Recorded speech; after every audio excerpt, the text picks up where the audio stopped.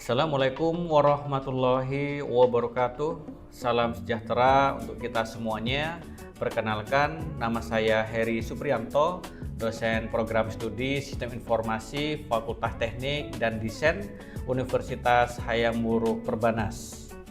Video ini dibuat sebagai bagian dari pemenuhan persyaratan sertifikasi dosen tahun 2026.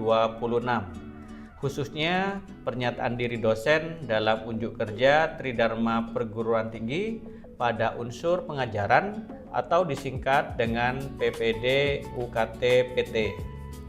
Melalui video ini saya ingin mendemonstrasikan unjuk kerja saya di bidang pengajaran pada mata kuliah penggalian data. Penggalian data merupakan mata kuliah yang wajib semester 4 dengan 3 SKS. Mata kuliah penggalian data merupakan salah satu mata kuliah yang membekali mahasiswa dengan kemampuan untuk menemukan pola, pengetahuan, dan informasi yang bernilai dari kumpulan data yang besar melalui penerapan berbagai teknik data dan metode data mining. Mata kuliah ini merupakan fondasi yang penting yang harus benar-benar dipahami oleh mahasiswa sebelum mendalami mata kuliah Machine Learning dan Artificial Intelligence. Ketika mahasiswa menguasai teknik-teknik dasar dalam penggalian data, mereka akan lebih mudah memahami dan mengembangkan berbagai pendekatan AI modern. Oleh karena itu, saya sangat serius dalam mengampu mata kuliah ini.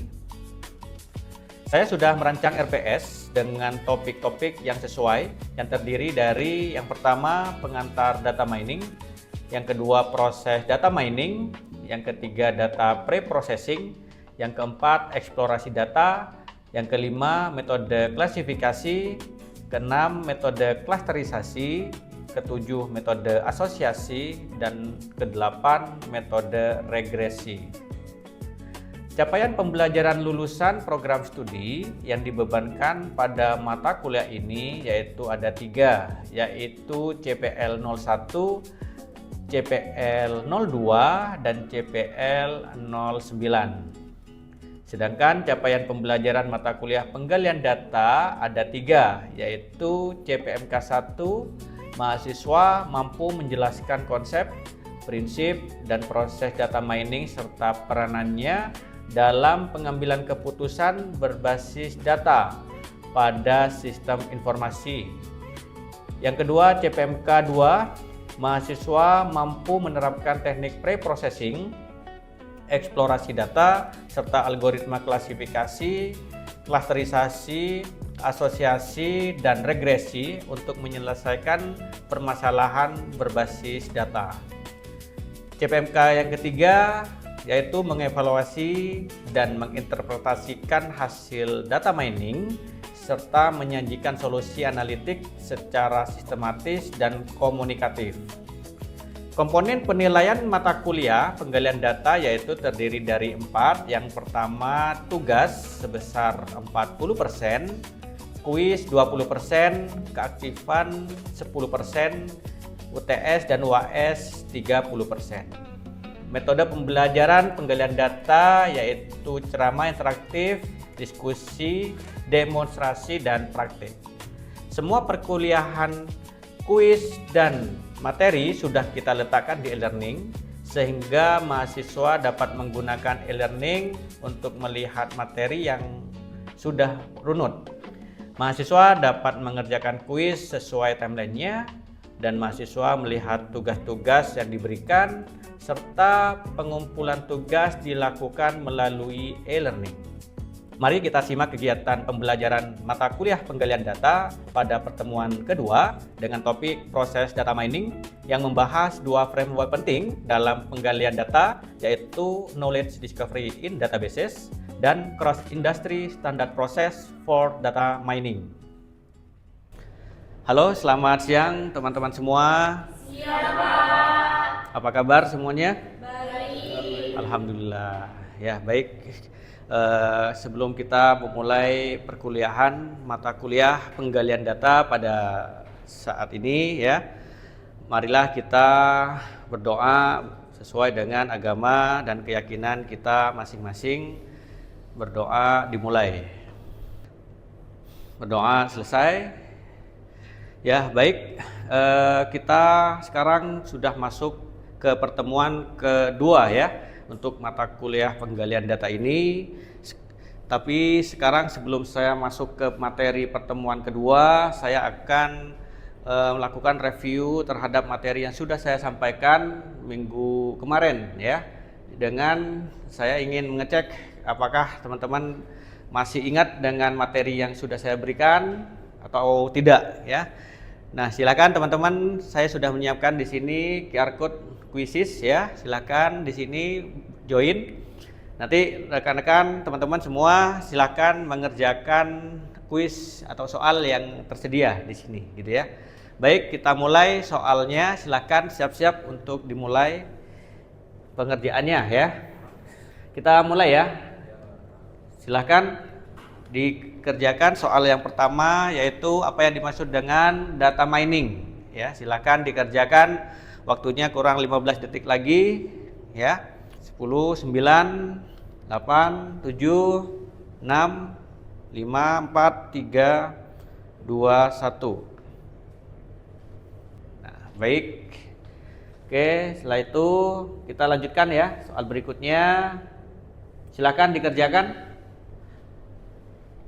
Soal berikutnya adalah manakah yang termasuk tahapan utama dalam proses data mining. Baik, waktunya 8, 7, 5, 4, 3, 2, 1. Nah, ini ya, Nando memimpin. Baik, selanjutnya. Nah, ini soalnya tujuan utama penerapan data mining dalam sebuah organisasi adalah untuk, waktunya 11 detik lagi, 10, 8, 7, 6, 5, 4, 3, 2, 1. Nah, ini ya. Nando pemenang pertama, kedua Udin, yang ketiga Istiqomah ya. Tapi saya lihat tadi sudah menjawab banyak yang benar ya. Cuman beda poin saja. Jadi saya kira untuk review pertemuan pertama, saya kira rekan-rekan masih ingat semua ya. Alhamdulillah ya. Baik, kita langsung saja masuk ke pertemuan kedua di sini tentang proses data mining ya. Sebelumnya, meskipun tadi sudah ada soal ya di platform quizzes, tadi saya ingin bertanya dulu nih. Kemarin di pertemuan pertama kita juga sudah belajar tentang apa itu data ya. Kenapa kita belajar tentang data? Buat apa sih data gitu ya? Nah, di sini sebelum masuk ke proses data mining, saya ingin bertanya ke teman-teman sekalian, kira-kira data apa? Ya. Oh ya, silakan Mbak Icis. Oke, baik. Sebelumnya terima kasih atas kesempatannya. Perkenalkan, nama saya Istiqomah Terutami. Izin menjawab, Bapak. Yang dimaksud data adalah sekumpulan fakta atau informasi yang dikumpulkan untuk diolah untuk menghasilkan suatu informasi yang baru. Mungkin itu jawaban dari saya. Sekian, terima kasih. Ya, betul ya. Data adalah kumpulan dari beberapa sumber ya, dari beberapa sumber yang nantinya kita bisa manfaatkan untuk kebutuhan pengambilan keputusan ya. Baik, kita masuk saja langsung saja masuk ke materi pertemuan kedua, yaitu proses data mining, di mana materi proses data mining ini capaian pembelajaran untuk mahasiswa pertama, yaitu mahasiswa mampu menjelaskan bagaimana mahasiswa itu memahami metode KDD ya. Kemudian yang kedua adalah nanti mahasiswa mampu memahami bagaimana tahapan dalam melakukan proses data mining menggunakan KrisDM ya. Untuk pokok pembahasan kita ada 3. Yang pertama terkait metode KDD, kemudian yang kedua adalah metode KRIS-DM, kemudian selanjutnya saya akan memberikan studi kasus yang berbasis data mining ya, menggunakan metode KRIS-DM ya. Baik, yang pertama adalah terkait KDD ya. Secara definisi KDD ini merupakan sebuah singkatan dari knowledge discovery in databases ya. Artinya sebuah proses secara umum yang ada di dalam data mining untuk mencari informasi yang berharga yang berasal dari data dengan menggunakan metode-metode atau algoritma untuk mengidentifikasi pola pada datanya, yaitu bersumber dari Fayette et al. Pada 1996 ya. Kemudian dari tahapan KDD di sini ada beberapa tahapan ya. Ingat, KDD ini merupakan sebuah metode jangkauannya secara luas ya, bukan ke data mining secara khusus ya, tapi KDD ini bisa juga digunakan untuk kebutuhan menganalisis sebuah data ya, tidak harus data mining ya. Nah, di sini yang pertama tentu harus ada datanya. Kita sudah belajar kemarin data itu terdiri dari beberapa jenis ya. Ada data terstruktur, ada data tidak terstruktur ya. Dimana kalau data terstruktur contohnya seperti data akademik, seperti data IPK ya, data nilai KHS kita ya di perkuliahan, itu adalah sebuah data. Maka selanjutnya dari data itu mau diapain? Dipilih ya, datanya dipilih. Kira-kira data yang dipilih ini kira-kira kita itu punya target apa untuk mengambil data. Tentu berdasarkan target data ini tentu harus ada yang namanya tujuan. Tujuannya apa? Tujuannya misalnya untuk menganalisis, untuk melihat kira-kira data mahasiswa mana yang kira-kira kita bisa ambil untuk kebutuhan analisis ya. Analisis misalnya untuk melihat kira-kira mahasiswa yang kira-kira tepat waktu apa enggak lulusnya misalnya ya. Itu kan bisa diambil dari data mahasiswa, dari data KHS ya, atau IPK yang dilakukan. Kemudian yang kedua adalah pre-processing. Dari data yang sudah diambil, sudah kita collect tadi, kemudian selanjutnya kita lakukan olah data. Olah data yang meliputi dari pre-processing data. Dicek datanya ada yang duplikat apa enggak, datanya ada yang hilang apa enggak, atau tipe datanya yang berbeda. Misalnya ada yang tertulis kalau di jenis kelamin, ada yang tertulis L, ada yang tertulis laki-laki, dan itu kan sudah berbeda ya. Bagaimana melakukan proses itu? Nah, di sini proses di sinilah dilakukan proses pre-processing data supaya datanya bisa siap dianalisis ya. Selanjutnya dari pre-processing data, maka selanjutnya dilakukan transformasi data, transformed data ya.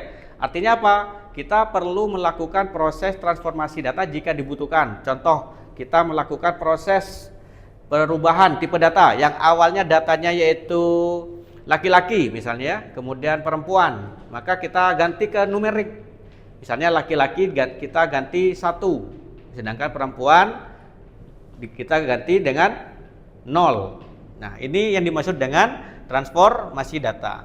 Selanjutnya di sini proses data mining ini kita barulah melakukan proses metode data mining yang kita kenal nanti ada beberapa jenis-jenis data mining, salah satunya adalah klasifikasi, kemudian klasterisasi ya.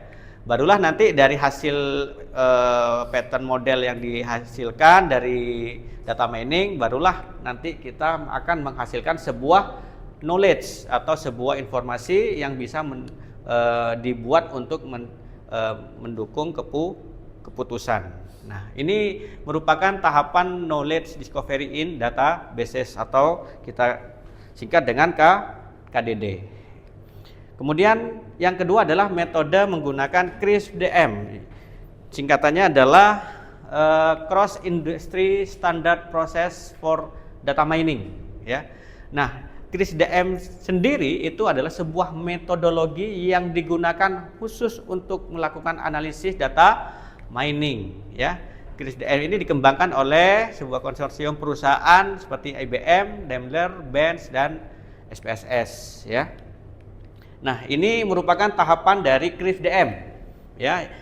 Kalau KDD tadi berasal dari melihat dari pemilihan data. Nah, sedangkan kalau di KrisDM, ya, di sini diawali dengan business understanding, bahwa kita butuh data itu sebenarnya tujuannya mau dibuat apa. Kita harus paham dulu kita mau ngapain data itu. Maksudnya ada masalah apa kita itu, gitu ya. Misalnya di sebuah organisasi, di kampus gitu ya, kita butuh data apa? Kita ada masalah apa sih? Misalnya sebuah ini ya, data mahasiswa kira-kira kita ingin melakukan early warning terhadap mahasiswa yang kemungkinan lulusnya lama nih, gitu ya. Maka kita butuh data apa aja yang bisa kita gunakan untuk digunakan sebagai data-data yang bisa kita ambil untuk menunjang untuk tujuan dari data ini ya, data yang akan kita gunakan, ya. Jadi kita harus memahami dulu business understanding-nya. Kita harus tahu dulu pemahaman terkait masalah yang ada, ya. Kemudian yang kedua adalah data understanding. Setelah kita tahu masalahnya apa, yang mau diselesaikan seperti apa, maka kita perlu data, ya. Datanya apa? Datanya yang kalau dilakukan untuk kebutuhan pengambilan data supaya kita bisa menebak mahasiswa itu akan lulus tepat waktu apa tidak, ya tentu di sini kita harus tahu datanya. Misalnya kita butuhnya IPK. Data IPK itu ngambil dari mana? Nah, kita bisa ngambil mungkin dari sistem informasi yang di akademik contohnya, ya. Jadi data understanding itu seperti itu contohnya, ya. Nah, kemudian dari data yang sudah kita pahami, barulah kita lakukan data preparation, artinya data pre-processing kalau di KDD tadi, ya. Data pre-processing itu kita cek dulu, ada data yang misvalue kah? Seperti misalnya datanya harusnya ada data, tapi dia datanya kosong, atau datanya apa? Nol, ya. Tidak ada datanya, ya. Nah, kemudian jenis kelamin, misalnya jenis kelamin ada yang tertulis L, ada yang tertulis 1 dan sebagainya, ya. Nah, selanjutnya dari data pre-processing, nah preparation-nya ini kemudian baru masuk ke modeling, ya. Modeling inilah barulah kita menentukan kira-kira metode apa yang cocok untuk data mining kita. Tentu di modeling ini sesuai dengan business understanding itu. Ya, yang di atas ya, business understanding ini, ya. Ketika misalnya kita butuh klasifikasi, maka business understanding di sini kita juga harus memahami bahwa kita kalau kita itu tujuannya untuk sebagai untuk menyelesaikan sebuah permasalahan yang bersifat klasifikasi, ya. Barulah dari model yang sudah kita buat, kemudian kita baru mengevaluasi. Jika kurang bagus nilainya, ya tentu kita beralih lagi, bisa jadi ke business understanding, ya. Jangan-jangan business understanding kita atau tujuan kita yang salah, gitu ya.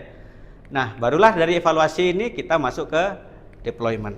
Untuk lebih memahami, ya, di sini sudah saya bikinkan studi kasus data mining, ya. Di sini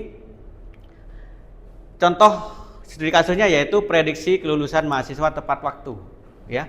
Di sini yang pertama yang dilakukan pada tahap awal di KrisDM yaitu business understanding, pemahaman bisnis, yaitu di sini ada permasalahan nih, ya, di mana program studi ingin mengetahui mahasiswa, ya, yang berpotensi lulus tepat waktu dan tidak lulus tepat waktu. Agar kenapa? Agar supaya dapat memberikan pendampingan akademik lebih kepada mahasiswa yang beresiko terlambat lulus. Nah, jadi permasalahannya harus tahu dulu.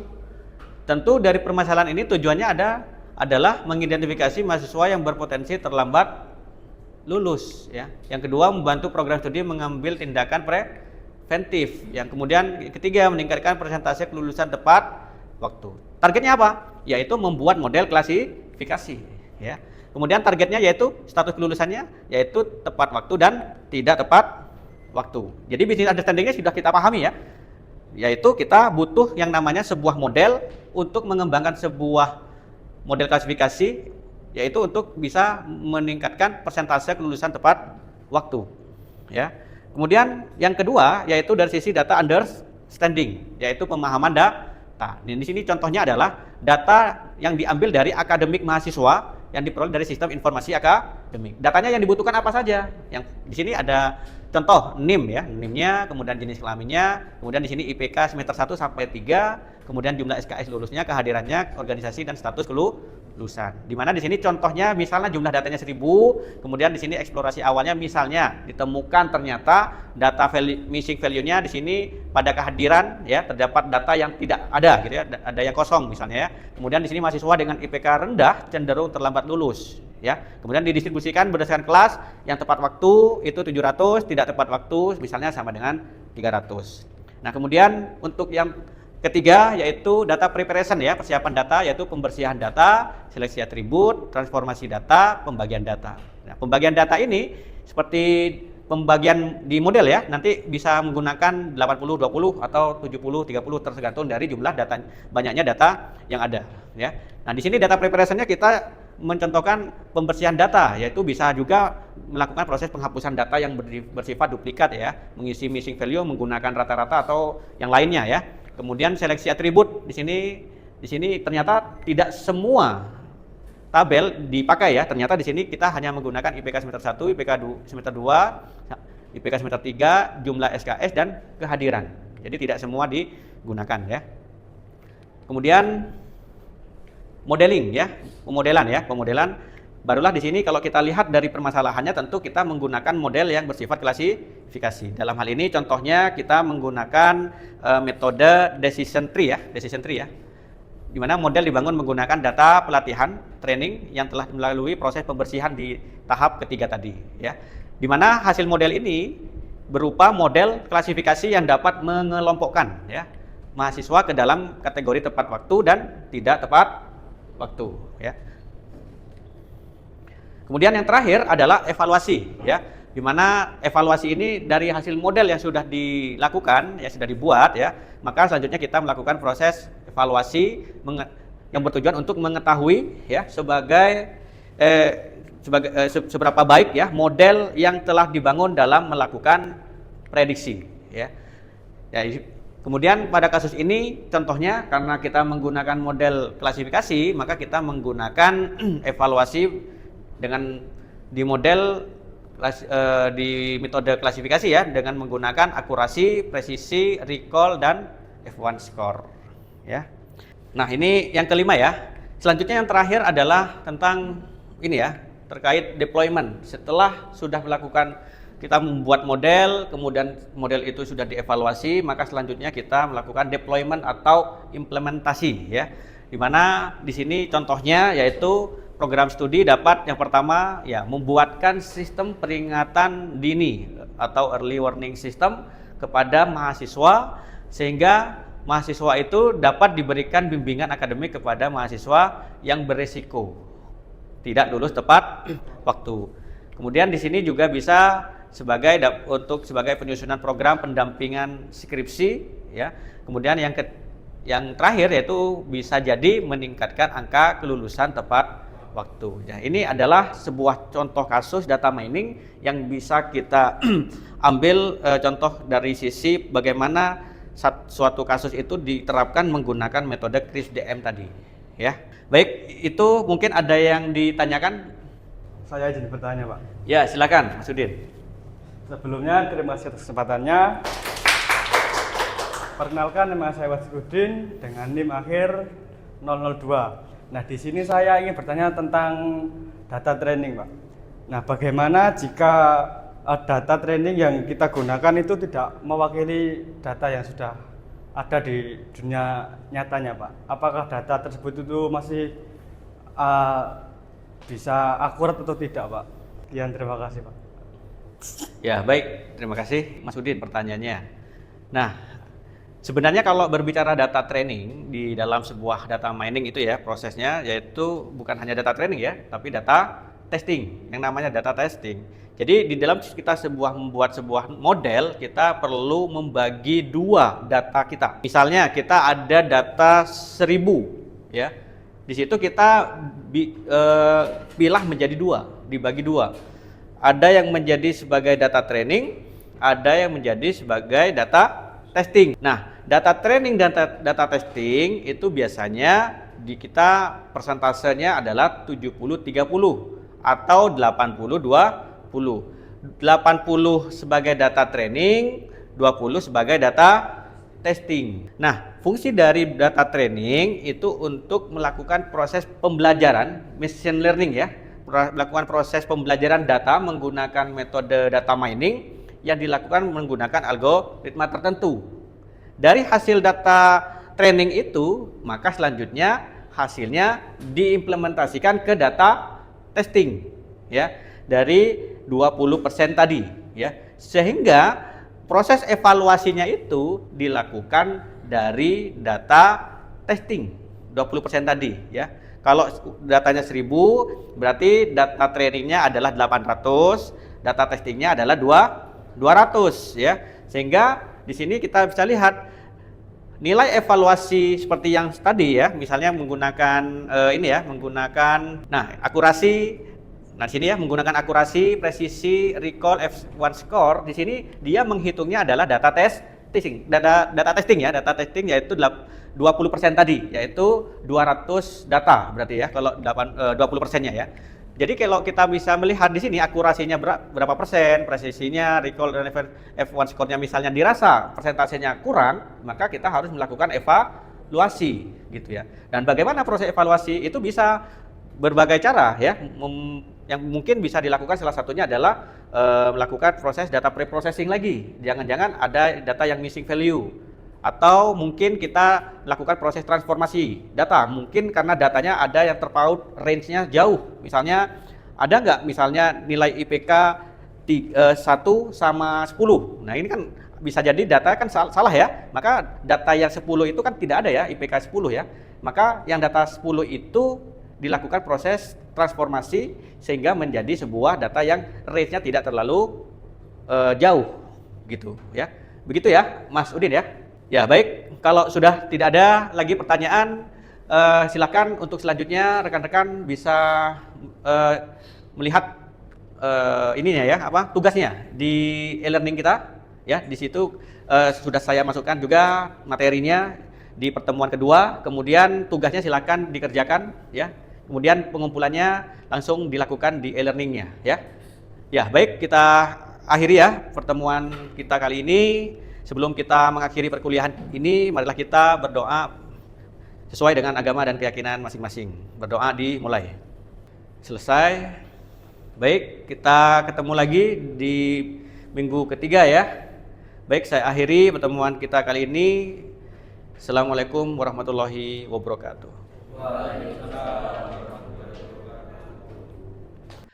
Demikian video PDD UKT PT pernyataan diri dosen untuk kerja Tridharma Perguruan Tinggi untuk mata kuliah penggalian data.